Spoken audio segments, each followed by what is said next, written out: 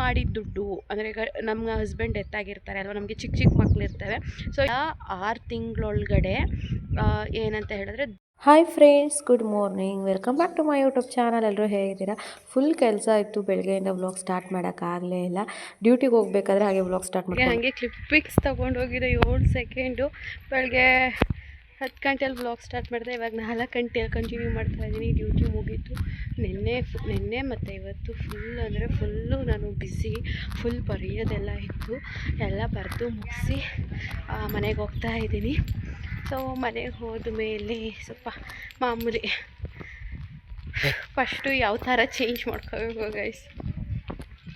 ನಾನು ಫ್ರೀಯಾಗಿರಬೇಕು, ನನಗೆ ಇಷ್ಟವಾದ ಡ್ರೆಸ್ನ ಹಾಕ್ಕೊಂಡು ಫ್ರೀಯಾಗಿದ್ದರೆ. ಸೊ ಇನ್ನೊಂದು 5 ನಿಮಿಷ ಮನೆಗೆ ಹೋಗ್ತೀನಿ. ಮನೆಗೆ ಹೋದ್ಮೇಲೆ ಹಾಗೆ ಕಂಟಿನ್ಯೂ ಮಾಡ್ತೀನಿ. ಫ್ರೆಂಡ್ಸ್, ಈ ಸರ್ಕಸ್ ಮಾಡ್ತಾ ಇದ್ದೀನಲ್ಲ, ಇದು ನಿನ್ನೆ ಒಂದು ವಿಡಿಯೋ ಹಾಕಬೇಕಾಗಿತ್ತು. ಅದಕ್ಕೆ ಅಂತ ಹೇಳಿ ಟೇಕ್ ಮೇಲೆ ಟೇಕ್ ತಗೋತಾನೆ ಇದೆ. ಆ ಸರ್ಕಸ್ ಮಾಡಿರೋ ವಿಡಿಯೋ ಇದು. ಬಂದು 4 ಮುಕ್ಕಾಲು ಫ್ರೆಶ್ ಅಪ್ ಆದೆ. ಸೊ ನಮ್ಮ ಅಂಗನವಾಡಿದು ಸ್ವಲ್ಪ ಕೆಲಸ ಇತ್ತು. ಹಳೆ ಅಂಗನವಾಡಿ ಅದು ಏನೋ ಪ್ರಾಬ್ಲಮ್ ಆಗಿ ಅದು ಆ ಬಿಲ್ಡಿಂಗಲ್ಲಿ ಇಲ್ಲ, ಇವಾಗ ಬೇರೆ ಬಿಲ್ಡಿಂಗಲ್ಲಿ ನಾವು ಅಂಗನವಾಡಿ ಮಾಡ್ತಾ ಇರೋದು. ಅದು ಆಂಟಿ ಅಲ್ಲ ಅಂಗನವಾಡಿ ಹತ್ರ ಹೋಗ್ತಾ ಇದ್ದೀನಿ. ಅದೇನು ಅಂಗನವಾಡಿ ನಂಬರ್ ಬೇಕಾಗ್ತದೆ, ಸಾರಿ ಅಂಗನವಾಡಿ ನಂಬರ್ ಅಲ್ಲ, ಮೀಟ್ರ್ ಬೋರ್ಡ್ದು ನಂಬರ್ ಬೇಕಂತೆ. ಅದಕ್ಕೆ ನಮ್ಮ ಮನೆಯಿಂದ ಒಂದು 1/4 ಗಂಟೆ ಗೈಸ್ ಇಲ್ಲಿಗೆ ನಡ್ಕೊಬರ್ಬೇಕು. ಫುಲ್ಲು ಸ್ಟ್ರೈಟ್ ರೋಡು, ಬಟ್ ನಡಿಬೇಕು. ಈಗ ನಡ್ಕೊಂಡು ಹೋಗ್ತಾ ಇದ್ದೀನಿ. ಆ ಮೀಟ್ರ್ ಬೋರ್ಡ್ ನಂಬರ್ ಕಳಿಸ್ಕೊಡ್ಬೇಕು. ಹಳೆ ಅಂಗನವಾಡಿ ನನ್ನ ಮಗಳನ್ನೂ ಕೂಡ ನಾನು ಇಲ್ಲೇ ಕಳಿಸ್ತಾ ಇದ್ದೆ. ನಮ್ಮ ಸಂತೋರು ಹೋದ್ಮೇಲೆ ನಾನು ಇಲ್ಲೇ ಇದ್ದೆ ಸುಮಾರು ಒಂದು 4 ತಿಂಗಳ ತನಕ. ಆಗ ಕೃತುನ ಇದೇ ಅಂಗನವಾಡಿ ಕಳಿಸ್ತಾ ಇದ್ದೆ. ಆಗ ನನ್ನ ಇನ್ಚಾರ್ಜು ರತ್ನ ಮೇಡಮೇ ಟೀಚರ್ ಆಗಿದ್ದರು. ಮೀಟ್ರ್ ಬೋರ್ಡ್ ಇಲ್ಲಿದೆ ಗೈಸ್. ನಾನು ಕುಳ್ಳಿ ಇರೋ ಕಾರಣ ಸೊ ಪಂಚಾಯಿತಿ, ಅದೇನೇ ಗ್ರಾಮ ಪಂಚಾಯಿತಿ ನಮ್ಮ ಗಂಗೂರ್ದು, ಅಲ್ಲಿಗೆ ಹೋಗಿ ಅಲ್ಲಿ ಸರ್ನ ಕೇಳಿಕೊಂಡು ನಾನು ಈ ಥರ ಅಂಗನವಾಡಿ ಟೀಚರು, ಸ್ವಲ್ಪ ನಾನು ಮೀಟ್ರ್ ಬೋರ್ಡ್ ನಂಬರ್ ತೊಗೊಬೇಕು, ಹೈಟು ಕುಳ್ಳ ಇದ್ದೀನಿ ನಾನು, ಸೊ ಚೇರ್ ಬೇಕು ಅಂತ ಹೇಳಿ ಚೇರ್ ಇಸ್ಕೊಬಂದಿದ್ದೀನಿ. ಇವಾಗ ಇದ್ರ ಮೇಲೆ ಹತ್ತಿ ಅದು ಯಾವುದೋ ನಂಬರ್ ಇದೆಯಂತೆ, ಅದನ್ನು ಕಲೆಕ್ಟ್ ಮಾಡ್ಕೋಬೇಕು. ಅಂತೂ ಇಂಥ ಮೀಟ್ರ್ ಬೋರ್ಡ್ ನಂಬರ್ ನಿಜ ಗೊತ್ತಾಗಲಿಲ್ಲ ಯಾವ ನಂಬರು ಅಂತ. ಒಂದು ಫೋಟೋ ಹಾಗೆ ವಿಡಿಯೋ ಎಲ್ಲ ಮಾಡಿ ಸೊ ಕಳಿಸಿ ಕಾಲ್ ಮಾಡಿ ಹೇಳಿ ಇವಾಗ ಮನೆ ಕಡೆಗೆ ಹೊರಟಿದ್ದೀನಿ. ಏನಿದು ಮೀಟ್ರ್ ಬೋರ್ಡ್ದು ಅದು ಕೆಲಸ ಮುಗಿಸ್ಕೊಂಡು ಅಂತವೇ ನನ್ನ ಕಾಲೇಜ್ ಫ್ರೆಂಡ್ ಮನೆಯೂ ಕೂಡ ನಮ್ಮೂರೇನೆ. ಅವಳು ಇದೇ ಊರಿಗೆ ಮದುವೆ ಆಗಿರೋದು. ಬಟ್ ಹಳೆ ಅಂಗನವಾಡಿ ಅಂತ ತೋರಿಸಿದ್ನಲ್ಲ, ಅಲ್ಲಿ ಅವ್ರ ಮನೆ. ನಮ್ಮ ಮನೆಯಿಂದ ಅವ್ರ ಮನೆಗೆ 10 ನಿಮಿಷ ಆಗುತ್ತೆ. ಸೊ ಆನ್ ದ ವೇ ಒಂದೇ ರೋಡಲ್ಲಿ ಬರಬೇಕು. ಅವ್ರ ಮನೆ ಮುಂದೆನೇ ಬರಬೇಕು. ಹಾಗೆ ನನ್ನ ಫ್ರೆಂಡ್ ಮಗಳು ಕೂಡ ನನ್ನ ಅಂಗನವಾಡಿಗೆ ಬರ್ತಾಳೆ. ಸೊ ನಮ್ಮ ಪಾಪಕ್ಕಿಂತ ಒಂದು 4 to 5 ಮಂತ್ಸ್ ಚಿಕ್ಕವಳಷ್ಟೇನೆ. ಅವ್ರ ಮನೆಗೆ ಹೋದನ್ನ ಯಾಕಂದರೆ ನಾನು ಆ ರೋಡಲ್ಲಿ ಹೋಗಲ್ಲ, ಯಾಕಂದರೆ ಅಂಗನವಾಡಿ ಇವಾಗ ಬೇರೆ ಹತ್ರ ಇರೋದ್ರಿಂದ ಆ ರೋಡಲ್ಲಿ ನಾನು ಹೋಗಲ್ಲ. ಮುಂಚೆ ಕೃತನ್ನ ಅಂಗನವಾಡಿ ಕಳಿಸ್ಬೇಕಾರೆ ಎಲ್ಲ ಅವ್ರ ಮನೆಗೆ ಹೋಗಿವೆ, ಕೂತ್ಕೊಂಡು ಅರ್ಧ ಗಂಟೆ 1 ಗಂಟೆ ಮಾತಾಡ್ಕೊಂಡು ಎದ್ದು ಬರೀವೆ. ಬಟ್ ಇವಾಗ ಆ ರೋಡಿಗೆ ಹೋಗಲ್ಲ. ಹಾಗಾಗಿ ಇವತ್ತು ಹೋಗಿದ್ನಲ್ವ ಹಳೆ ಅಂಗನವಾಡಿ ಹತ್ರ, ಹಾಗೆ ಅವ್ರ ಮನೆಗೆ ಹೋದೆ. ಕಾಫಿ ಕೊಡಲು, ಕಾಫಿ ಕುಡ್ಕೊಂಡು ಒಂದು 10 to 15 ಮಿನಿಟ್ಸ್ ಕೂತಿದೆ. ಯಾಕಂದರೆ ನನಗೂ ಇಲ್ಲಿ ಕೆಲಸ ಆಯಿತು ಸ್ವಲ್ಪ ಬರೆಯೋದು. ಹಾಗಾಗಿ ಕೂತ್ಕೊ ಅಂದ್ಲು, ಇಲ್ಲ ನೆಕ್ಸ್ಟ್ ಟೈಮ್ ಬರ್ತೀನಿ ಅಂತ ಹೇಳಿ. ಸೊ ಕಾಫಿ ಕುಡ್ಕೊಂಡು ಒಂದು 10 ನಿಮಿಷ ಮಾತಾಡಿಕೊಂಡು ಇವಾಗ ಮನೆಗೆ ಬಂದು ಕೂತಿದ್ದೀನಿ. ಹಂಗೆ ಒಂದು 10 ನಿಮಿಷ ಆರಾಮಾಗಿ ಫೋನ್ ನೋಡ್ಕೊಂಡು ಕೂತ್ಕೊಂಡ್ರೆ ಗೈಸ್ ಒಂದು ಸ್ವಲ್ಪ ಮನಸ್ಸಿಗೆ ಸಮಾಧಾನ ಆಗುತ್ತೆ. ಅಪ್ಲೋಡ್ ಮಾಡೋಕ್ಕೆ ಆಚೆಗೆ ಹೋಗ್ತಾ ಇದ್ದೀನಿ. ಯಾಕಂದರೆ ನಾನು ನಮ್ಮ ಮುಂಡೂರಲ್ಲಿ ಅಮ್ಮನ ಮನೇಲಿ ಎಲ್ಲಿ ನೆಟ್ವರ್ಕ್ ಪಾಯಿಂಟ್ ಸಿಗುತ್ತೆ ಅಂತ ಹೇಳಿ ನೋಡ್ಕೊಂಡಿದ್ದೀನಿ. ಹಾಗೆ ಇಲ್ಲಿ ನಮ್ಮ ಮನೇಲೂ ನನ್ನ ಗಂಡನ ಮನೇಲಿ ಎಲ್ಲಿ ನೆಟ್ವರ್ಕ್ ಚೆನ್ನಾಗಿ ವರ್ಕ್ ಆಯ್ತದೆ ನೋಡ್ಕೊಬಿಟ್ಟಿದ್ದೀನಿ. ಇಲ್ಲಿ ಜಗತಿ ಮೇಲೆ ವರ್ಕ್ ಆಯ್ತದೆ, ಅದಕ್ಕೆ ಇಲ್ಲಿ ಜಗತಿ ಮೇಲೆ ಅಪ್ಲೋಡ್ ಮಾಡೋಣ ಅಂತ ಹೇಳಿ ಬಂದಿದ್ದೀನಿ. ಸೊ ಈಗ ಅಪ್ಲೋಡ್ ಕೊಡ್ತೀನಿ. ಇವಾಗ ಫೋನ್ ಮಾಡಿದ್ಲು, ಮಾತಾಡ್ತಾ ಇದ್ಲು. ಅವಳು ಕಾನ್ವೆಂಟಲ್ಲಿ ಸ್ವಲ್ಪ ಹೋಮ್ವರ್ಕ್ ಮಾಡ್ಕೊಬಂದಿಲ್ಲಂತೆ. ಈಗ ಒಂದು ಬುಕ್ ಬರ್ಕೊಡ್ಲಂತೆ. ಅವ್ರ ಅಜ್ಜಿ ಹತ್ರ 2 ಬುಕ್ ಬರೆಸ್ಕೊಡ್ಲಂತೆ. ಅದಕ್ಕೆ ಹೇಳ್ತಾ ಇದ್ದೆ ಹೇಗಿದ್ರು ನಾನು ನೆಕ್ಸ್ಟ್ ಇಯರು ಇನ್ನು ಚೆನ್ನಾಗಿರೋದು ಬೇರೆ ಕಡೆ ಕಾನ್ವೆಂಟ್ಗೆ ಹಾಕೋ ಪ್ಲ್ಯಾನ್ ಇದೆ. ಸೊ ಅಲ್ಲೇ ಕಂಟಿನ್ಯೂ ಮಾಡಲ್ಲ, ನೆಕ್ಸ್ಟ್ ಇಯರ್ ಬೇರೆ ಕಡೆ. ಸೊ ಅದು ಹೇಳ್ತಾ ಇದ್ದೆ, ನೆಕ್ಸ್ಟ್ ಇಯರ್ ಬೇರೆ ಕಡೆ ಹಾಕ್ಕೊಂಡ್ರೆ ನೀನೇ ಬರೀಬೇಕು ಅಂದರೆ, ಇಲ್ಲ ಕಣಮ್ಮ ಹೇಳ್ತಾ ಇಲ್ವಾ ನಾನು ಅಲ್ಲೇ ಹೊಸಿ ಬರ್ಕೊಬಂದಿದ್ದೆ, 1 ಬುಕ್ 2 ಬುಕ್ಸ್ ಅಜ್ಜಿ ಕೈಲಿ ಬರ್ಸಿದ್ದು ಅಂತ. ನಮ್ಮಮ್ಮ ಹೇಳ್ಕೊಡ್ತಿತ್ತೇನೋ, ಅಡುಗೆ ಮಾಡ್ಕೊಂಡು ಊಟ ಮಾಡಮ್ಮ, ಹಂಗೆ ಮಲ್ಕೊಬೇಡ, ಟೊಮೊಟೊ ಗೊಜ್ಜು ಮಾಡ್ಕೊಂಡು ಊಟ ಮಾಡು ಆಯಿತಾ ಅಂತ ಮಾತಾಡ್ತಾ ಇದ್ದು. ಎಷ್ಟು ಕ್ಯೂಟಾಗಿ ಮಾತಾಡ್ತಾಳೆ ಅಂತ. ನಾನು ಇಲ್ಲಿಗೆ ಬಂದಮೇಲೆ ಈ ಥರ ಇವಳು ಫೋನಲ್ಲಿ ಮಾತಾಡೋದು. ಮುಂಚೆ ಬೇರೆ ಕಡೆ ಬೆಂಗ್ಳೂರಿಗೆ ಹೋಗಿ ವಾರಾನ್ಗಟ್ಟಲೆ ಇದ್ದಾಗಲೂ ಫೋನಲ್ಲಿ ಮಾತಾಡ್ತಿರ್ಲಿಲ್ಲ. ಈಗ ನನ್ನ ಮಗಳಿಗೂ ಗೊತ್ತಾಗ್ಬಿಟ್ಟೈತೆ ನನ್ನ ಪರಿಸ್ಥಿತಿ. ಫೋನ್ ಮಾಡಿದಾಗೆಲ್ಲ ಮಮ್ಮ ಊಟ ಮಾಡ್ದ, ಏನು ಮಾಡ್ತಿದ್ದಿ, ಊಟ ಮಾಡಮ್ಮ ಆಯಿತಾ, ಅಡುಗೆ ಮಾಡ್ಕೊಂಡು ಊಟ ಮಾಡು ಆಯಿತಾ ಅಂತದೆ. ಒಂಥರ ಖುಷಿ ಆಗುತ್ತೆ. ನಮ್ಮಮ್ಮ ನೈಟು ಇವಳು ಏನು ಮಾಡ್ಕೊಳ್ಳಲ್ಲ ಅಂತ ಗೊತ್ತು. ಏನು ಮಾಡ್ಕೊಳ್ಳಲ್ಲ ಅಂತ ಅಂದರೆ ಏನಕ್ಕೆ ಮಾಡ್ಕೊಳ್ಳಲ್ಲ ಅಂದರೆ ಏನೂ ಇರಲ್ಲ, ಅದಕ್ಕೆ ಏನೂ ಮಾಡ್ಕೊಳ್ಳಲ್ಲ. ಸೊ ನಾನು ಬೀರಲ್ಲಿ ಸ್ವಲ್ಪ ಪುರಿ ಬ್ರೆಡ್ಡು ನೆನ್ನೆ ಕೇಕ್ ತಿಂದೆ ಅಲ್ವಾ, ಒಂಥರ ಅದೇನೋ ಬ್ರೆಡ್ ಥರ ಬರುತ್ತಲ್ಲ ಅದನ್ನೆಲ್ಲ ತಂದಿದ್ದೆ. ನಾನು ಬೀರೆಲ್ಲ ಇಟ್ಕೊಳ್ಳೋದು, ಗೈಸ್ ಏನಾದರೂ ತಿನ್ನೋ ವಸ್ತುಗಳು ತಂದ್ರೂ ಬೀರೆಲ್ಲ ಇಟ್ಕೊಳ್ಳೋದು. ಇಲ್ಲಿ ಇಟ್ಟಿದ್ದೆ ಬೀರಲ್ಲಿ. ನಾನು ಬೀರು ಫುಲ್ಲು ಮೆಸ್ಸಿ ಆಗ್ಬಿಟ್ಟೈತೆ, ಕ್ಲೀನೇ ಮಾಡ್ಕೊಂಡಿಲ್ಲ. ಸೊ ಕ್ಲೀನ್ ಮಾಡ್ಕೋಬೇಕು. ಬಾಳೆಹಣ್ಣು ಹಾಕಿತ್ತು ನಮ್ಮಮ್ಮ, ಕರೆಕ್ಟು ಬಾಳೆಹಣ್ಣು ಐತೆ. ಸೊ ಏಲಕ್ಕಿ ಬಾಳೆ ಇವಾಗ ತಿಂದು ಮಲ್ಕೋತೀನಿ. ಹಿಂಗೆ ಆದರೆ 2 kg ಅಲ್ಲಾಗೆ 10 kgನೂ ಸಣ್ಣ ಆಗ್ಬೋದು. ಮನುಷ್ಯಂಗೆ ಯೋಚನೆ ಬಂದರೆ, ಕರೆಕ್ಟಾಗಿ ಹೊಟ್ಟೆ ತುಂಬ ಊಟ ಇಲ್ಲ ಅಂದರೆ, ಟೆನ್ಷನ್ ಇದ್ದರೆ, ಒತ್ತಡ, ಕೆಲಸದ ಒತ್ತಡ ಇದ್ದರೆ, ಹಾಗೆ ಕರೆಕ್ಟಾಗಿ ನಿದ್ದೆ ಇಲ್ಲ ಅಂದರೆ ಆಟೋಮೆಟಿಕ್ ಸಣ್ಣ ಆಯ್ತಾನೆ. ಜಿಮ್ಗೆ ಹೋಗೋ ಅವಶ್ಯಕತೆಯೇ ಇಲ್ಲ. ಜಿಮ್ಮು ಬೇಡ, ಡಯಟು ಬೇಡ. ಸೊ ಇವಾಗ ತಿನ್ನೋಣ ಬನ್ನಿ. ಇದು ಯಾವ ಬನ್ನು ಅಂತ ಗೊತ್ತಿಲ್ಲ, ಒಂದು ಸ್ವಲ್ಪ ಖಾರ ಆಗಿತ್ತು. ಒಳಗಡೆ ಈ ಥರ ಮಸಾಲೆ ಥರ ಹಾಕಿರ್ತಾರೆ. ಯಾವಾಗಲೂ ತಿಂದಿರಲಿಲ್ಲ ಗೈಸ್, ನಮ್ಮ ಮನೆಗೆ ನೆಂಟರು ಬಂದಿದ್ರಲ್ಲ ಅವ್ರು ತಂದಿದ್ರು, ಹಾಗಾಗಿ ಎಲ್ಲ ಎತ್ಕೊಬಂದಿದ್ದೆ. ಹಾಗೆ ಅದನ್ನು ತಿಂದು ಬಾಳೆಹಣ್ಣು ತಿಂದೆ, 2 ಬಾಳೆಹಣ್ಣು ತಿಂದೆ. ಅವಾಗೇನೋ ಹೊಟ್ಟೆ ತುಂಬಿತು ಗೈಸ್, ಹೊಟ್ಟೆ ತುಂಬಿತು. ಆರಾಮಾಗಿ ಇನ್ಸ್ಟಾ ನೋಡಿಕೊಂಡು, ಯೂಟ್ಯೂಬ್ ನೋಡಿಕೊಂಡು, ಶರತ್ ಕನ್ನಡಿಗ ಅವ್ರದ್ದು ಫ್ರ್ಯಾಂಕ್ ನೋಡಿ ತುಂಬ ಬೇಜಾರಾಗೋಯಿತು. ವಾಷಿಂಗ್ ಮಿಷಿನ್ ಫ್ರ್ಯಾಂಕು ಅದೆಲ್ಲ ನೋಡ್ಕೊಂಡಿದ್ದೆ. ಮತ್ತೆ 10:30 ಹೊಟ್ಟೆ ಹಸಿವಾಗ್ಬಿಡ್ತು. ಆಗ ಚಿಪ್ಸ್ ತಿಂದೆ. ಅಷ್ಟರಲ್ಲಿ ಮತ್ತೆ ಒಂಥರ ಏನೋ ಇನ್ಸ್ಟಾಗ್ರಾಮೆಲ್ಲ ರೀಲ್ಸ್ ನೋಡ್ತಾ ಇರಬೇಕಾದ್ರೆ ಏನೇನೋ ನೆನಪಾಯಿತು. ಹಾಗೆ ಹಾಸ್ಪಿಟಲಲ್ಲಿ ನಮ್ಮ ಸಂತು ಇದ್ದಿದ್ದೆಲ್ಲ ನೆನಪಾಗಿ ಹೊತ್ಕೊಂಡು ಕೂತಿದ್ದೆ. ಹಾಗೆ ವಿಡಿಯೋ ಕಂಟಿನ್ಯೂ ಮಾಡಲಿಲ್ಲ, ಮಲ್ಕೊಂಡ್ಬಿಟ್ಟೆ. Good morning, welcome back to my YouTube channel.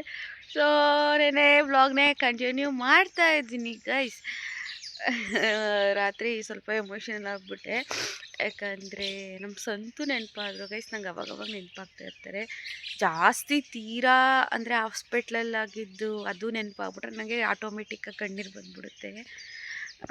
ಯಾಕಂದರೆ ಯಾವ್ದು ನೆನಪಾಯಿತು ಅಂದರೆ ಸಂತುದು ಎಡ್ದ ಕಡೆ ಕೈ ಊದ್ಕೊಂಡ್ಬಿಟ್ಟಿತ್ತು, ಇಷ್ಟು ದಪ್ಪ ಊದ್ಕೊಂಡಿತ್ತು. ಶಿಫ್ಟಿಂಗ್ ಮಾಡಬೇಕಾದ್ರೆ ನನಗೆ ಕೇಳಿದ್ರು, ಏನಾಯಿತು ಸುಷ್ಮಾ ನನಗೆ ಅಂತ. ಅದೊಂದು ನೆನಪಾಗ್ಬಿಡ್ತು. ಮತ್ತು ಇನ್ನೊಂದು, ಸಂತು ಅವರು ಹೋಗಿದ್ದು ಗುರುವಾರ, ಬಟ್ ಬೆಳಗ್ಗೆ ಚೆನ್ನಾಗಿದ್ದಾರೆ ಅಂತ ಅವ್ರು ಹೇಳಿದ್ರಲ್ಲ, ಸ್ವಲ್ಪ ಮಾತಾಡೋಕ್ಕೆ ಬಿಟ್ರಲ್ಲ. ಅಂದರೆ ಮಾತಾಡ್ಸೋದು ಅಂದರೆ ಅವ್ರು ಮಾತಾಡ್ತಾ ಇರಲ್ಲ, ಗಿಂಟ್ ನೋಡಿ ರಿಯಾಕ್ಟ್ ಮಾಡ್ತಾರೆ ಅಂತ. ಸೊ ನನ್ನ ಫಸ್ಟು ಒಂದಿಬ್ರನ್ನ ಬಿಟ್ಟರು. ಅಂದರೆ ಅವ್ರ ಹೆಂಡ್ತಿನ ಬಿಡಬೇಕಿರೋ ಟೈಮಲ್ಲಿ ಅವ್ರ ಹೆಂಡ್ತಿ ಬಿಡಿ ಅಂತ ಅಂದರು ಅವರು.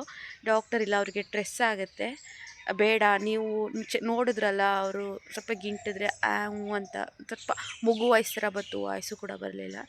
ಆ ಟೈಮಲ್ಲಿ ನನಗೆ ಅವಳ ತಡ್ಕೊಳಕ್ಕಾಗಲಿಲ್ಲ, ನನ್ನನ್ನು ನೋಡೋಕ್ಕೂ ಹತ್ರದಿಂದ ಬಿಡ್ತಾ ಇಲ್ವಲ್ಲ ಅಂತ. ಅವ್ರು ನೋಡಿ ಹೆಂಡ್ತಿ ಅಂದ್ರೂ ಡಾಕ್ಟ್ರು ಬಿಡದೆ ಅವ್ರ ಟೈಮಲ್ಲಿ ಅವರು ಆಚೆ ಕಡೆ ಬಂದಾಗ ಸಂತು ಕಣ್ಣಲ್ಲಿ ಕಣ್ಣೀರು ಬಂದುಬಿಡ್ತು ಗೈಸ್. 2 ಕಣ್ಣಲ್ಲೂ ಕಣ್ಣೀರು ಬಂತು. ಟಿಶ್ಯೂ ತೊಗೊಂಡು ಒರೆಸಿದ್ರು, ಅವನು ಕಣ್ಣು ಕೂಡ ಬಿಟ್ಟು ನೋಡೋಕ್ಕಾಗ್ತಾ ಇರಲಿಲ್ಲ. ಸೊ ಅದೆಲ್ಲ ನೆನಪಾಗ್ಬಿಡ್ತು.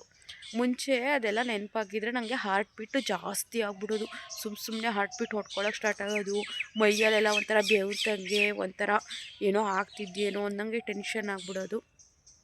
ಹತ್ತತ್ರ ನಾನು ಅದು ಡಿಪ್ರೆಷನಲ್ಲಿ ಇದ್ನಲ್ಲ, 6-7 ತಿಂಗಳು ನನಗೆ ಅದೇ ಥರ ಆಯಿತು. ಹಾರ್ಟ್ ಬೀಟ್ ಒಂದೇ ಸಲ ಜಾಸ್ತಿ ಆಗ್ಬಿಡೋದು. ಇವಾಗ ಆ ಥರ ಏನಾಗ್ತಾ ಇಲ್ಲ. ಬಟ್ ಅದೆಲ್ಲ ನೆನೆಸ್ಕೊಂಡ್ಬಿಟ್ರೆ ವೆರೈಡು. ಇನ್ನೊಂದು ಡಯಾಲಿಸಿಸ್ ಮಾಡಬೇಕಾದ್ರೆ ಸಂತು ಬಾಡಿ ಹಿಂಗೆ ಮೇಕೆ ಕೆಳಗಡೆ ಹಾರ್ತಾಯಿತ್ತು. ಹಗ್ಗ ಥರನೋ ಚೈನ್ ಥರನೋ ಕಟ್ಟಾಕ್ಬಿಟ್ಟಿದ್ರು ಕೈ ಕಾಲೆಲ್ಲ. ಆ 3 ಒಟ್ಕದು ಹಾಸ್ಪಿಟಲ್ ಇದ್ದಿದ್ದೇ ನರ್ಕ. ಬಟ್ ಅದು ಒಂಥರ ನಮಗೆ ಕ್ಲಿಪ್ಪಿಂಗ್ಸ್ ಥರ ಬಂದು ಹೋಗ್ತಾ ಇರುತ್ತೆ ಅವಾಗವಾಗ. ನನಗೆ ಅವ್ನು ನನ್ನ ಲಾಸ್ಟಲ್ಲಿ ಕೇಳಿದ್ದಾಗಿರ್ಬೋದು, ಲಾಸ್ಟಲ್ಲಿ ಕಣ್ಣಲ್ಲಿ ಅದು ರಾತ್ರಿ ನೆನಪಾಗೋಯ್ತು ಗೈಸ್ ನನಗೆ. ಯಪ್ಪ ದೇವ್ರೆ ಅಂತ ಅಂದ ಅಮ್ಮ ಫೋನ್ ಮಾಡಿ, ಅಡುಗೆ ಮಾಡ್ಕೊ, ಊಟ ಮಾಡು, ಅಡುಗೆ ಮಾಡ್ಕೊ, ಊಟ ಮಾಡು. ನಾನು ರಾತ್ರಿ ತಿಂದಿದ್ದು ಹೆಂಗೆ ಗೊತ್ತಾ, 2 ಬಾಳೆಹಣ್ಣು, 1 ಬನ್ನು, ಮತ್ತೆ 10:30 ಹಸುವಾಗ್ತಿತ್ತು ಅಂತ ಹೇಳಿ 10:30 ತನಕ ನಾನು ನಿದ್ದೆನೇ ಮಾಡಿರಲಿಲ್ಲ. ಚಿಪ್ಸ್ ಇದ್ದು, ಆಲೂಗೆಡ್ಡೆ ಚಿಪ್ಸ್ ತಿಂದ್ಬಿಟ್ಟು ಮಲ್ಕೊಂಬಿಟ್ಟೆ. ಇವಾಗ ಎದ್ದು ಹಂಗೆ ಒಂದು ರೌಂಡ್ ಬಂದೆ. ಇವಾಗ ಆಲ್ರೆಡಿ 8:15 ಟೈಮ್ ಬಂದು. ಇವಾಗ ಹೋಗಿ ಒಂದು ಲೋಟ ಬಿಸಿನೀರು ಕಾಯಿಸ್ಕೊಂಡು ಕುಡಿದು ಏನು ಮಾಡ್ಕೊಳ್ಳೋದು ಗೈಸ್, ಏನು ಮಾಡ್ಕೊಳ್ಳೋದು ನಿಜ ಏನೂ ಗೊತ್ತಾಗ್ತಾ ಇಲ್ಲ. ಅಮ್ಮ ಕೊಟ್ಟಿರೋದು ಉಪ್ಪಿಟ್ಟಿನ ತರಿ ಇದೆ, ಹಾಗೆ ಸ್ವಲ್ಪ ಈರುಳ್ಳಿ ಇದ್ದಾವೆ, ಈರುಳ್ಳಿ ಮೆಣಸಿನ್ಕಾಯಿ ಹಾಕ್ಕೊಂಡು ಉಪ್ಪಿಟ್ಟು ಮಾಡ್ಕೊತೀನಿ ಇವಾಗ. ಸೊ ಹಂಗಾಗಿ ರಾತ್ರಿ ಎಮೋಷನಲ್ ಆಗಿಬಿಟ್ಟೆ. ಮತ್ತು ವಿಡಿಯೋ ಕಂಟಿನ್ಯೂ ಮಾಡೋಕ್ಕೂ ಕೂಡ ಮನಸ್ಸಿರಲಿಲ್ಲ. ಗೊತ್ತಿಲ್ಲದೆ ಹೋದವ್ರು ಹೇಳ್ತಾರೆ ನಿನ್ನಿಂದ ಅಂತ. ಗೊತ್ತಿಲ್ಲದೆ ಹೋದರೇನೋ ಗೊತ್ತಿರೋರು ಹೇಳ್ತಾರೆ ಗೈಸ್. ನನ್ನ ನೋವು ಯಾರಿಗೆ ಹೇಳ್ಕೊಳ್ಳೋಣ, ಇಲ್ಲಿ ನಗ್ತಾ ಇರ್ತೀನಿ, ಒಳಗಡೆ ನಮ್ಗೆ ಎಷ್ಟು ನೋವಿರ್ತದೆ, ಯಾರ ಹತ್ರ ಹೇಳ್ಕೊಳ್ಳಿ. ಅದೇ ಹೇಳ್ತಾರಲ್ಲ, ಕಷ್ಟ ಕೇಳ್ದೋದವ್ರ ಹತ್ರ ಅಳಕ್ಕೆ ಹೋಗ್ಬಾರ್ದಂತೆ. ಅವ್ರ ಹತ್ರ ನಾವೇ ಸರಿ ಇಲ್ಲ ಅಂತಾರೆ. ನೀವು ಕಷ್ಟ ಕೇಳೋರ ಹತ್ರ ನೀವು 2 ಅವಲ್ಲ 3 ಅವರ್ ಕೂತ್ಕೊಂಡು ಕೂಡ ಅವರು ಕೇಳ್ತಾರೆ. ನಿಮ್ಮ ಕಷ್ಟನೇ ಏನು ಅಂತ ಕೇಳಿದವ್ರ ಹತ್ರ ನೀವು ಒಂದೇ ಒಂದು ನಿಮಿಷ ಕೂಡ ಕಷ್ಟ ಹೇಳ್ಕೊಳಕ್ಕಾಗಲ್ಲ. ಅವ್ರದ್ದು ರಿಯಾಕ್ಷನ್ ಆ ಥರ ಇರುತ್ತೆ. ನಂಗೆ ಎಕ್ಸ್ಪೀರಿಯೆನ್ಸ್ ಆಗಿದೆ ಗೈಸ್. ನಂಗೆ 27 ವರ್ಷಕ್ಕೆಲ್ಲ ಎಕ್ಸ್ಪೀರಿಯೆನ್ಸ್ ಆಗಿದೆ. ನೆನ್ನೆ ಯಾರೋ ಕಾಮೆಂಟ್ ಕೇಳ್ತಾಯಿದ್ರು, ನಿಮ್ಮ ವಯಸ್ಸು ಎಷ್ಟು ಅಂತ. ಯಾಕೆ ನನ್ನ ವಯಸ್ಸು ಅಂತ ಗೊತ್ತಾಗಲಿಲ್ಲ. ನಂಗೆ 27 ವರ್ಷ. ಸೊ ಬನ್ನಿ ಇವಾಗ ಒಳಗಡೆ ಹೋಗೋಣ, ಒಂದು ಲೋಟ ಬಿಸಿನೀರು ಇಟ್ಕೊಂಡು ಕುಡಿಯೋಣ. ಹೋಗೋದೇನೋ ಓಕೆ. ನಿಮಗೆ ನೆನ್ನೆಲ್ಲೂ ತೋರ್ಸೋಣ ಅಂದ್ಕೊಂಡೆ, ತೋರ್ಸೋಕ್ಕಾಗಿಲ್ಲ. ಇಲ್ಲಿ ನೋಡಿ, ಅಂಗನವಾಡಿಲಿ ಅಡುಗೆ ಮಾಡ್ತಾಯಿದ್ದೆ. ಸೊ ಅಡುಗೆ ಪಾತ್ರೆ ಕಸ ಗುಡಿಸೋದು, ಬರೆಯೋದು, ಹೇಳ್ಕೊಡೋದು ಪ್ರತಿಯೊಂದು ನನ್ನದೇ ಆಗಿರೋದ್ರಿಂದ ಸೊ ಅದು ಪ್ಲೇಟ್ ಮುಚ್ಚಿದ್ದೆ. ಅನ್ನದ ಮೇಲೆ ಸಾರು ಮೇಲೆ ನಂಗೆ ನೆನಪಾಗ್ತಾ ಇಲ್ಲ. ಆ ಪ್ಲೇಟ್ ತೆಗಿಬೇಕಿತ್ತು. ಅದೇನಾಯಿತು, ಹಬೆ ಇರುತ್ತಲ್ಲ, ಅದು ಪ್ಲೇಟ್ ತೆಗಿಬೇಕಾದ್ರೆ ಹಬೆ ಬಂದು ಕೈಗೆ ಹೊಡೆದ್ಬಿಟ್ಟು ನೋಡಿ ನನ್ನ ಕೈ ಹೆಂಗಾಗೋಯ್ತು ಅಂತ ಹೇಳಿದ್ರೆ, ಅಲ್ಲಿ ಅರ್ಜೆಂಟ್ಗೆ ಬರ್ನಲ್ ಕೂಡ ಇರಲಿಲ್ಲ, ಅಥವಾ ತಂದ್ಕೊಡೋರು ಯಾರೂ ಇರಲಿಲ್ಲ. ಸೊ ಈ ಥರ ಫುಲ್ಲು ಪೇಯ್ನ್ ಇತ್ತು ನಿನ್ನೆ ಅಂತೂ. ನಿನ್ನೆ ಅಲ್ಲ, ಮೊನ್ನೆ ಆಗಿದ್ದು. ನಾನು ಮೊನ್ನೆ ಡಾಕ್ಟರ್ ಬಂದಿದ್ರಲ್ಲ, ಫುಲ್ಲು ಗಡಿಬಿಡಿಲಿದ್ದೆ. ಆ ಟೈಮಲ್ಲಿ ನನ್ನ ಕೈ ನೋಡಿ ಗೈಸ್ ಈ ಥರ ಆಗೋಗ್ಬಿಟ್ಟಿದೆ. ಏನು ಮಾಡೋಂಗಿಲ್ಲ, ಇನ್ನೇನು ಮಾಡೋದು. ಅದು ಹಾಗೆ ಒಂದು 6 ತಿಂಗಳು 1 ವರ್ಷ ಆದಮೇಲೆ ಕಲ್ಲೇ ಹೋಗುತ್ತೆ. ಅದಕ್ಕೇನು ಆಯಿಲ್ಟ್ಮೆಂಟು ಅದು ಇದು ಏನೂ ಆಗೋಲ್ಲ. ಸೊ ನೆನ್ನೆ ನನ್ನ ಬಟ್ಟೆಗಳೆಲ್ಲ ಒಗ್ದಾಕಿದ್ದೆ, ಇವಾಗ ಎತ್ಕೊಬೇಕು. ಇನ್ನೊಂದು ಸ್ವಲ್ಪ ಬಿಸಿಲಲ್ಲಿ ಒಣಗಲಿ, ಆಮೇಲೆ ಎತ್ಕೋತೀನಿ. ಫ್ರೆಂಡ್ಸ್, ಹೊರಗಡೆ ಹೋಗಿದ್ದೆ ಒಂದು ವಾಕ್ ಮಾಡಿಕೊಂಡು. ಹಾಗೆ ನಮ್ಮಮ್ಮ ಕಾಲ್ ಮಾಡಿದರು, ಅಮ್ಮ ಜೊತೆ ಮಾತಾಡ್ಕೊಂಡು ಬಂದೆ. ಬೆಡ್ಶೀಟ್ ಏನು ಎತ್ತಾಕಿರಲಿಲ್ಲ. ಮತ್ತೆ ರೂಮಿಗೆ ಬಂದೆ, ಬೆಡ್ಶೀಟ್ ಎಲ್ಲ ಎತ್ತಾಕ್ಬಿಟ್ಟು ಆಮೇಲಿಂದ ತಿಂಡಿಗೆ ಉಪ್ಪಿಟ್ಟು ಮಾಡ್ಕೊಳ್ಳೋಣ ಅಂತ ಹೇಳಿ. ಸೊ ತುಂಬ ಜನ ನನಗೆ ಕಮೆಂಟ್ ಮಾಡ್ತಾಯಿದ್ದೀರ, ಎಷ್ಟೇ ಕಷ್ಟ ಆದರೂ ನನ್ನ ಅರ್ಥ ಇದು ಮಾಡ್ತೀರಾ, ಹಾಗೆ ಖುಷಿ ಆಗುತ್ತೆ ಅಂತ ಹೇಳಿ. ಏನು ಮಾಡೋದು ಗೈಸ್, ಡೈಲಿ ಹತ್ತಿರ ನಿಮಗೂ ನೋಡೋಕ್ಕಾಗಲ್ಲ. ಅಥವಾ ನನಗಾಗದೆ ಹೋದರೂ ಕೆಲವೊಬ್ಬರು ಫೇಕ್ ಐ ಡಿ ಕ್ರಿಯೇಟ್ ಮಾಡ್ಕೊಂಬರ್ತಾರಲ್ಲ, ಅವರು ಹತ್ಕೊಂಡು ವೀಡಿಯೋ ಮಾಡೋರು ಸಿಂಪತಿಗೋಸ್ಕರ ಮಾಡ್ತಾಳೆ, ನನ್ನ ಗಂಡ ಅಂತಾಳೆ, ನನ್ನ ಗಂಡನ ಮನೆ ಅಂತಾಳೆ ಅಂತ ಬ್ಯಾಡ್ ಕಮೆಂಟ್ ಹಾಕ್ತಾರೆ. ಅದಕ್ಕೆ ಅಳೋಕ್ಕಾಗಲ್ವಲ್ಲ, ಅಷ್ಟು ನೋವಿದ್ರೂ ಅಳೋಕ್ಕಾಗಲ್ವಲ್ಲ, ಅದ್ರ ಮೊದಲು ನಗಾಡೋದು.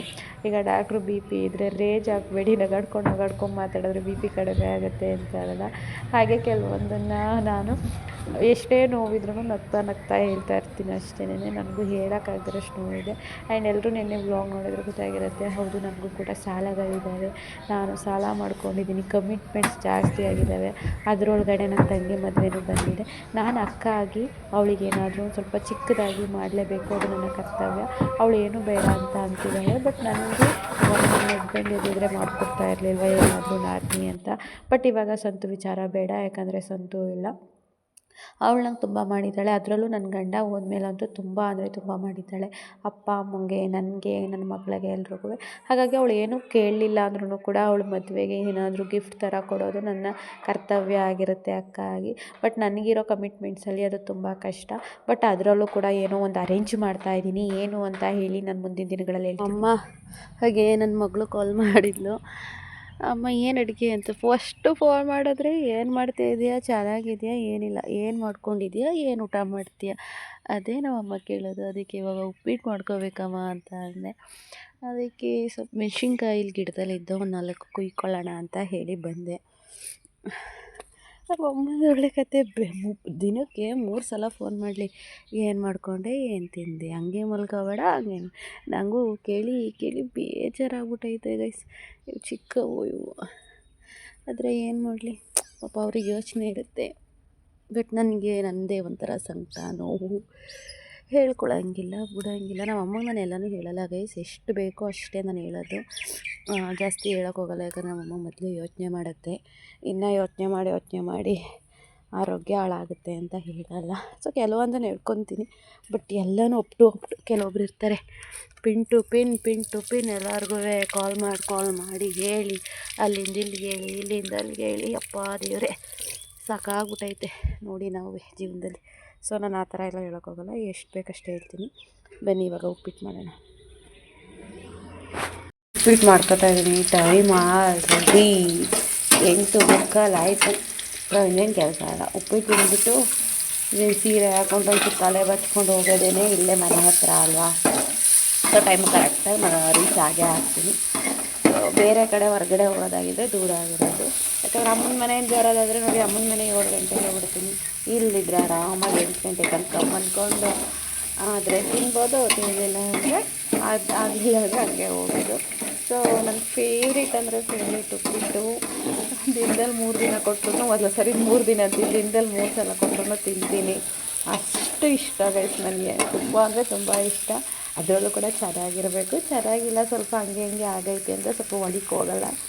ಫುಡ್ಡಿ ಜಾಸ್ತಿ ನಾನು ತಿಂತೀನಿ, ಬಟ್ ಟೇಸ್ಟು ಕೂಡ ಚೆನ್ನಾಗಿರಬೇಕು. ಹೆಂಗಿದ್ರೂ ತಿಂತೀನಿ ಅಂತ ಹೇಳ್ತೀನಿ ಅಂದರೆ ಅದು ಸುಳ್ಳು. ಮೀಡಿಯಮ್ ಆಗಿದ್ರೂ ತಿಂತೀನಿ. ಏನೂ ಟೇಸ್ಟೇ ಇಲ್ಲ, ತಿನ್ನೋಕ್ಕಾಗ್ತಾಯಿಲ್ಲ ಅಂದರೆ ನಿಜವಾಗ್ಲೂ ತಿನ್ನಲ್ಲ ನಾನು. ಟೇಸ್ಟಾಗಿದ್ರಂತೂ ಒಂದು ತುತ್ತು ಜಾಸ್ತಿನೇ ಹೋಗುತ್ತೆ ಅಂತ ಹೇಳ್ಬೋದು. ಬಿಸಿ ಬಿಸಿ ಉಪ್ಪಿಟ್ಟು ರೆಡಿ ಆಯಿತು ಗೈಸ್. ಏನೂ ಹಾಕಿಲ್ಲ ಅಂದ್ರೂ ಒಂಥರ ಟೇಸ್ಟ್ ಅಂತೂ ನೆಕ್ಸ್ಟ್ ಲೆವೆಲ್ ಆಗಿರುತ್ತೆ. ಬಿಸಿ ಬಿಸಿ ಉಪ್ಪಿಟ್ಟು ತಿನ್ಕೊಂಡು ಇರಿಟೇಷನ್ ಆಗೋಯ್ತು. ಸೀರೆ 4-5 ಸತಿ ಹಾಕ್ಕೊಳಕ್ಕಾಯ್ತಲ್ಲ, ತುಂಬ ಬೇಜಾರಾಗೋಯ್ತು. ನಾನು ಡ್ಯೂಟಿಗೆ ಬಂದೆ. ಸೊ ನನ್ನ ಡ್ಯೂಟಿ ಟೈಮ್ ಆಯಿತು. ನಿಮಗೆ ಗೊತ್ತು, ಇನ್ಯಾವುದೇ ರೀತಿ ವೀಡಿಯೋ ಮಾಡಲ್ಲ, ಪರ್ಸ್ನಲ್ ಕೆಲಸಗಳ್ನು ಕೂಡ ನಾನು ಮಾಡ್ಕೊಳ್ಳಲ್ಲ ಅಂತ. ಸೊ 4 ಗಂಟೆ ನಂತರನೇ ಏನಿದ್ರು. ಸೊ ಅಲ್ಲಿದ್ದಂಗೆ ಇವಾಗ ನಮ್ಮ ಡ್ಯೂಟಿ ಮಾಡಬೇಕು. ತುಂಬ ಅಂದರೆ ತುಂಬ ಕೆಲಸ ಇದೆ ಇವತ್ತು ಕೂಡ. ಒಂದು ಇನ್ಫಾರ್ಮೇಷನ್ ಕೊಡೋಣ ಅಂದ್ಕೊಂಡೆ ನಾನು. ಅದು ಒಂದು ವಾರದಿಂದ ನಾನು ಬ್ಲಾಗಲ್ಲಿ ಹೇಳಬೇಕು ಅಂತ ಅನ್ಕೋತಾನೇ ಇದ್ದೆ, ಬಟ್ ಹೇಳೋಕ್ಕಾಗ್ತಾ ಇರಲ್ಲ. ಇವಾಗ ಯಾವಾಗ ಬೆಳಗ್ಗೆನೂ ನೆನಪಾಯಿತು, ಮರ್ತ್ಕೊಂಡ್ಬಿಟ್ಟಿದ್ದೆ.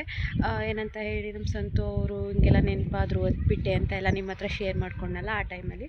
ಸೊ ಇದೊಂದು ಇನ್ಫಾರ್ಮೇಷನ್ ಕೂಡ ಆಗಿರುತ್ತೆ, ಯಾರು ಹೆಲ್ಪ್ ಆಗ್ಬೋದು. ಈಗ ನಮ್ಮಂಥವರಿಗೆ 18 ವರ್ಷದ ಒಳಗಡೆ ಮಕ್ಕಳಿರ್ತಾರಲ್ಲ, ಅಂಥವರಿಗೆ ಅವ್ರ ಗಂಡ ಡೆತ್ ಆದಾಗ ಏನು ಅದೇನು ಶಿಶು ಮತ್ತು ಮಕ್ಕಳ ರಾಷ್ಟ್ರೀಯ ಯೋಜನೆ ಅಂತ ಏನೋ ಬರುತ್ತೆ. ಅದ್ರ ಅಡಿಯಲ್ಲಿ ಡೆತ್ ಆದ 6 ತಿಂಗಳೊಳಗಡೆ ಏನಂತ ಹೇಳಿದ್ರೆ, ಡೆತ್ ಆದ 6 ತಿಂಗಳೊಳಗಡೆ ನಾವು ಹೋಗಿ ಅಲ್ಲಿ ಸೈಬರು ಅಥವಾ ಗ್ರಾಮ ಒನ್ ಇರುತ್ತೆ, ಅಲ್ಲಿ ಹೋಗಿ ನಾವು ಕೇಳಿ ಅವ್ರು ಏನೇನು ಡಾಕ್ಯುಮೆಂಟ್ಸ್ ಕೇಳ್ತಾರೆ ಅದನ್ನೆಲ್ಲ ತೊಗೊಂಡೋಗಿ ನಾವು ಅಪ್ಲಿಕೇಶನ್ ಹಾಕಿದ್ರೆ ಕುಟುಂಬ ಮತ್ತು ಮಕ್ಕಳ ರಾಷ್ಟ್ರೀಯ ಕಲ್ಯಾಣ ಯೋಜನೆನ ಕುಟುಂಬ ಯೋಜನೆನ ಬರುತ್ತೆ. ನನಗೆ ನೇಮ್ ಕರೆಕ್ಟಾಗಿ ಗೊತ್ತಾಗ್ತಾ ಇಲ್ಲ, ಸ್ವಲ್ಪ ಆ ಕಡೆ ಈ ಕಡೆ ಆದರೆ ಸೊ ನೀವು ಕರೆಕ್ಟ್ ಮಾಡ್ಕೊಳ್ಳಿ. ಅಲ್ಲಿ ಹೋಗಿ ಗ್ರಾಮ ಒನ್ ಅಥವಾ ಸೈಬರಲ್ಲಿ ಕೇಳಿ. ಸೊ ಅಲ್ಲಿ ಮಣ್ಣು ಮಾಡಿದ ದುಡ್ಡು ಅಂದರೆ, ಈಗ ನಮ್ಮ ಹಸ್ಬೆಂಡ್ ಡೆತ್ ಆಗಿರ್ತಾರೆ ಅಲ್ವ, ನಮಗೆ ಚಿಕ್ಕ ಮಕ್ಳು ಇರ್ತವೆ. ಸೊ ಈ ಥರ ಇದೆ ಅಂತ ಹೇಳಿದ್ರೆ ಮಣ್ಣು ಮಾಡಿದ ದುಡ್ಡು ಅಂತ ಹೇಳಿ ನಮಗೆ ಆ ಕಡೆಯಿಂದ, ಅಂದರೆ ಈಗ ಕುಟುಂಬ ಕಲ್ಯಾಣ ಯೋಜನೆಯಿಂದ ಗೌರ್ಮೆಂಟಿಂದ 25,000 ದುಡ್ಡನ್ನ ಕೊಡ್ತಾರಂತೆ. ಅದಕ್ಕೂ ಪ್ರೊಸೀಜರ್ ಇದೆ, ಅಪ್ಲಿಕೇಶನ್ ಹಾಕಬೇಕು. ಇವಾಗ ನಾವು ಜಾಬ್ಗೆ ಯಾವ ರೀತಿ ಅಪ್ಲಿಕೇಶನ್ ಹಾಕ್ತೀವಿ ಅಥವಾ ವಿಡೋ ಪೆನ್ಷನ್ಗೆ ಯಾವ ರೀತಿ ಅಪ್ಲಿಕೇಶನ್ ಹಾಕ್ತೀವಿ, ಆ ರೀತಿ ಅಲ್ಲಿ ಡಾಕ್ಯುಮೆಂಟ್ಸ್ ತೊಗೊಂಡೋಗಿ ಅಪ್ಲಿಕೇಶನ್ ಹಾಕಿದ್ರೆ ಸೊ ಅಲ್ಲಿ ನಿಮಗೆ 25,000 ದುಡ್ಡು ಬರುತ್ತೆ. ಅದು ಚಿಕ್ಕ ವಯಸ್ಸಿಗೆ ಗಂಡಂಗೆ ಕಳ್ಕೊಂಡಿರಬೇಕು, ಮಕ್ಕಳು ಚಿಕ್ಕವಾಗಿರಬೇಕು, 18 ವರ್ಷದ ಒಳಗಡೆ ಆಗಿರಬೇಕು, ಅವರಿಗೆ 25,000 ದುಡ್ಡು ಬರುತ್ತೆ. ಅದು ಲಿಮಿಟ್ ಬಂದು ಡೆತ್ ಆದ 6 ತಿಂಗಳೊಳಗಡೆ ಇದನ್ನು ಮಾಡಿಸ್ಬೇಕು. ಸೊ ನನಗೆ ಗೊತ್ತಾದಾಗ ಆಲ್ಮೋಸ್ಟ್ ನನ್ನ ಗಂಡ ಡೆತ್ ಆಗಿ 1 ವರ್ಷ ಆಗಿತ್ತು.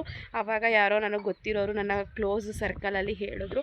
ಸೊ ಆವಾಗ ನಾನು ವಿಚಾರಿಸಿದಾಗ, ಇಲ್ಲ ಟೈಮ್ ಆಗೋಗ್ಬಿಟ್ಟಿದೆ, 6 ತಿಂಗಳು ಒಳಗಡೆ ಬಂದು ನೀನು ಮಾಡಿಸ್ಬೇಕಿತ್ತು, ಯಾಕೆ ಮುಂಚೆ ನಿನಗೆ ಗೊತ್ತಿರಲಿಲ್ವಾ ಅಂದರು. ಇಲ್ಲ ನನಗೆ ಗೊತ್ತಿರಲಿಲ್ಲ, ನನಗೆ ಯಾರೂ ಹೇಳಿಲ್ಲ, ಇವಾಗ ಹೇಳಿದ್ರು ಅಂತ ಅಂದೆ. ಸೊ ಇಲ್ಲ ಇವಾಗ ಟೈಮ್ ಆಗೋಗಿದೆ ಅಂದರು. ಸೊ ನಾನು ಮಾಡ್ಕೊಂಡಿದ್ದ ಮಿಸ್ಟೇಕ್ನ ನೀವುಗಳು ಯಾರೂ ಮಾಡ್ಕೋಬೇಡಿ ಗೈಸ್. ಯಾಕಂದರೆ 25,000 ಬಂದ್ರೂ ಕೂಡ ನಮಗೆ ಯಾವುದೋ ಒಂದಕ್ಕೆ ಆಗುತ್ತೆ. ಸೊ ನಮ್ಮಂಥ ಮಿಡ್ಲ್ ಕ್ಲಾಸವ್ರಿಗೆ 25,000 ಅನ್ನೋದು ಬಿಗ್ ಅಮೌಂಟ್, ಏನೇ ಸ್ಮಾಲ್ ಅಮೌಂಟ್ ಅಂತೂ ಅಲ್ವೇ ಅಲ್ಲ. ಹಾಗಾಗಿ ನಿಮಗೆ ಹೆಲ್ಪ್ ಆಗ್ಬೋದು. 10 ರೂಪಾಯಿ ಕೂಡ ಯಾರೂ ಇಲ್ಲ ಅಂದರೆ ಕೊಡೋಲ್ಲ, 10 ರೂಪಾಯಿ ಇಲ್ಲ 1 ರೂಪಾಯಿ ಕೊಡೋಲ್ಲ. ಅಂಥದ್ರಲ್ಲಿ 20ರಿಂದ 25,000 ದುಡ್ಡು ಬರುತ್ತೆ ಅಂತ ಹೇಳಿದ್ರೆ ಮಿಸ್ ಮಾಡ್ಕೋಬೇಡಿ. ನಾನು ಮಿಸ್ ಮಾಡಿಕೊಂಡು ತುಂಬ ಫೀಲ್ ಆಯಿತು. ಆ್ಯಂಡ್ ನನ್ನ ಫ್ರೆಂಡ್ಗೂ ಕೂಡ ಇದೇ ಥರ ನನ್ನ ಹಸ್ಬೆಂಡ್ಗೆ ಆದಂಗೆ ಲಿವರ್ ಜಾಂಡಿಸ್ ಆಗಿ ಡೆತ್ ಆಗಿದ್ದು. ಸೊ ಅವರು ಸಾಲಿಗ್ರಾಮನೇ, ಅವರೆಲ್ಲ ಫ್ಯಾಮಿಲಿ ಎಲ್ಲ ಜೊತೆಲೇ ಇದ್ರು ಗೈಸ್, ಒಂದೇ ಮನೇಲಿದ್ದರು. ಅಲ್ಲಿ ಯಾರಿಗೂ ಗೊತ್ತೇ ಆಗಲಿಲ್ಲ ಅವ್ರ ಹಬ್ಬಿಗೂ ಲಿವರ್ ಜಾಂಡಿಸ್ ಇದೆ ಅಂತ. ಲಾಸ್ಟು ಫೈನಲ್ ಸ್ಟೇಜಿಗೆ ಬಂದಾಗೆ ಗೊತ್ತಾಗಿದ್ದು ಲಿವರ್ ಜಾಂಡಿಸ್ ಆಗಿ, ಸೊ ಲಿವರ್ ಫುಲ್ ಹಾಳಾಗಿದೆ ಅದು ಇದು ಅಂತ ಹೇಳಿ. ಸೊ ಏನಕ್ಕೆ ಹೇಳ್ತೀನಿ ಅಂದರೆ, ಇವಾಗ ನನಗಂತಾರಲ್ವ ಇವಳಿಗೇನೋ ನೋಡ್ಕೊಂಡಿಲ್ಲ ಮಾಡಿಲ್ಲ ಸಮಥಿಂಗ್ ಅಂತ, ಅದಕ್ಕೆ ಹೇಳಿದ್ದು. ಅವರು ಜೊತೆಲೇ ಇದ್ದರು, ಅವ್ರ ಫ್ಯಾಮಿಲಿನೂ, ಅಲ್ಲೂ ಯಾರಿಗೂ ಗೊತ್ತಾಗಲಿಲ್ಲ. ಕಾಯಿಲೆ ಯಾವ ಮನುಷ್ಯರಿಗೂ ಗೊತ್ತಾಗಲಿಲ್ಲ, ಅವರು ಬಾಯಿ ಬಿಟ್ಟು ಹೇಳ್ಕೊಂಡಿಲ್ಲ ಅಂದರೆ. ಸೊ ಅದೇನು ಬೇಡ. ಅವಳಿಗೆ ನಾನು ಕಾಲ್ ಮಾಡಿ ಕೇಳಿದೆ, ನೀನು ಮಾಡಿಸಿದ್ಯಾ ಅಂತ. ಅವ್ರ ಹಸ್ಬೆಂಡ್ ಹೋಗು 9-10 ತಿಂಗಳಾಯಿತು, ಇಲ್ಲ ಅವಳು ಮಾಡಿಸಿಲ್ವಂತೆ. ಸೊ ಅವಳಿಗೂ ಕೂಡ ಡೇಟ್ ಎಕ್ಸ್ಪೈರಿ ಡೇಟ್ ಆಗೋಗಿದೆ. ಸೊ ನನ್ನಂಥವ್ರು ಯಾರ್ಯಾರು ಇದ್ದೀರಾ, ಸೊ 6 ತಿಂಗಳು ಒಳಗಡೆ ಅಂತ ಇದ್ದರೆ ದಯವಿಟ್ಟು ಹೋಗಿ ಗ್ರಾಮ ಒನ್ ಅಥವಾ ಸೈಬರಲ್ಲಿ ವಿಚಾರಿಸ್ಬಿಟ್ಟು ಅಪ್ಲಿಕೇಶನ್ನ ಹಾಕಿ ಅಂತ ಹೇಳ್ತೀನಿ. ಓಕೆ, ಸೊ ಈ ಇನ್ಫಾರ್ಮೇಷನ್ ನಿಮಗೆ ಇಷ್ಟ ಆಗಿದರೆ ಲೈಕ್ ಮಾಡಿ, ನಿಮ್ಮ ಫ್ರೆಂಡ್ಸು ಫ್ಯಾಮಿಲಿಗೆ ಶೇರ್ ಮಾಡಿ ಆ್ಯಂಡ್ ಕಮೆಂಟ್ ಹಾಕಿ. ಓಕೆನಾ? ನಿಮಗೆ ಮುಂಚೆ ಥರ ನನ್ನ ವ್ಲಾಗಲ್ಲಿ ಎಂಟರ್ಟೈನ್ಮೆಂಟ್ ಸಿಗ್ತಾಯಿಲ್ಲ, ಮತ್ತು ಏನು ಇಷ್ಟ ಆಗೋ ಥರ ಸಿಗ್ತಾಯಿಲ್ಲ ಅಂತ ಗೊತ್ತು. ಅದು ನನಗೆ ಗೊತ್ತಾಗ್ತಾ ಇದೆ, ಬಟ್ ಏನು ಮಾಡಲಿ, ನನ್ನ ಡ್ಯೂಟಿ ಮಾಡಿಕೊಂಡು ನನ್ನ ಯೂಟ್ಯೂಬ್ ಚಾನಲ್ ಮಾಡೋದು ತುಂಬ ಕಷ್ಟ ಆಗ್ತಾಯಿದೆ. ಬಟ್ ಆದರೂ ಬಿಡಬಾರ್ದು ಅಂತ ಹೇಳಿ ಮಾಡ್ತಾಯಿದ್ದೀನಿ. ನಿಮ್ಮ ಪ್ರೀತಿ ಸಪೋರ್ಟು ಹೀಗೆ ಇರಲಿ ಅಂತ ಹೇಳ್ತಾ ಸೊ ಈ ವ್ಲಾಗ್ನ ಇಲ್ಲಿಗೆ ಎಂಡ್ ಮಾಡ್ತಾಯಿದ್ದೀನಿ. ನೆಕ್ಸ್ಟ್ ವ್ಲಾಗಲ್ಲಿ ಸಿಗೋಣ. ಅಲ್ಲಿ ತನಕ keep supporting. Love you all. Tata bye.